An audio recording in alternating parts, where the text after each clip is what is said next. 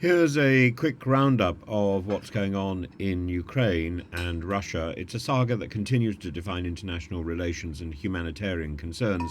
And over the past few days, the world has witnessed significant developments on the ground, in the air, across the seas. Ukraine and Russia carried out a substantial prisoner exchange on Monday. Kyiv successfully brought home 189 Ukrainians, many of whom had endured harrowing conditions in Russian captivity. President Zelensky expressed gratitude to the United Arab Emirates and other partners for facilitating the swap.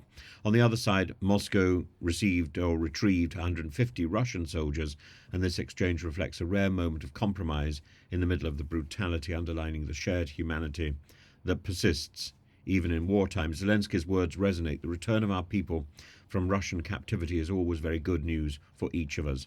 It's a poignant reminder of the war's human cost, with every prisoner a symbol of resilience and loss. President Joe Biden announced nearly $6 billion in military and budget aid to Ukraine, aimed at reinforcing Ukraine's position before Donald Trump takes office, and Biden's directive to expedite assistance underscores the urgency of shoring up Kyiv's defences, despite concerns that the incoming administration might shift this stance on support. In a groundbreaking development, Ukraine's naval drones achieved a military first, downing a Russian helicopter in the Black Sea.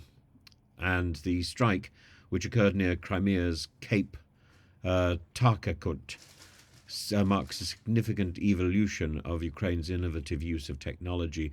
The Magura V5 drone, equipped with R-73 Sea Dragon missiles, underscores Ukraine's ability to adapt and strike high-value targets despite limited resources.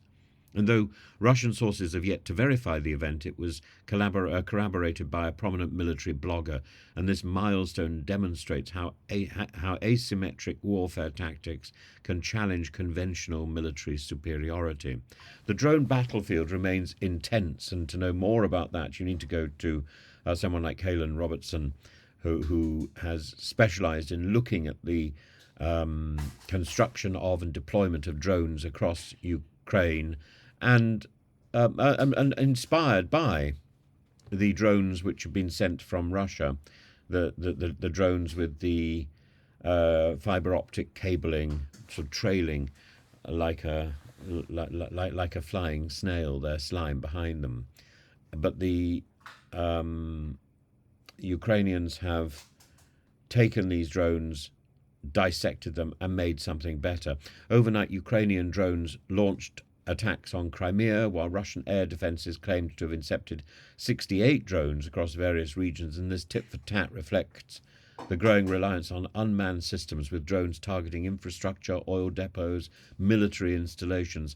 In Smolensk, debris from a downed Ukrainian drone struck an oil depot, igniting a fuel spill. Meanwhile, in North Ossetia, air defences downed a drone over a military training ground, prompting temporary airport closures. And these strikes symbolise the expanding global scope of the conflict, pulling in regions far from the frontiers. Russia launched large-scale strikes across Ukraine, with air raid sirens blaring nationwide, and Kyiv witnessed explosions. Debris from intercepted missiles caused localised damage.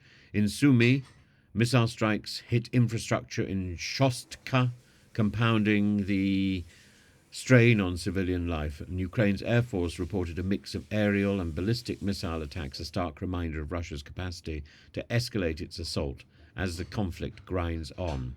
This conflict has become a testing ground for military technology and international diplomacy, and the prisoner exchange offers hope but is overshadowed by relentless violence. Biden's aid package reflects the West's enduring commitment, while Ukraine's naval drone success showcases its resilience and its innovation. Looking ahead, the key questions remain: can Ukraine sustain its defensive momentum? Will international support, including support from the UK, waver with shifting political tides? And most urgently, how long will the world endure this grinding war without resolution? The week's events exemplify the duality of war, the flickers of humanity against the inferno of destruction. And the road ahead is uncertain, but Ukraine's resolve and the global community's response will shape the trajectory of this conflict.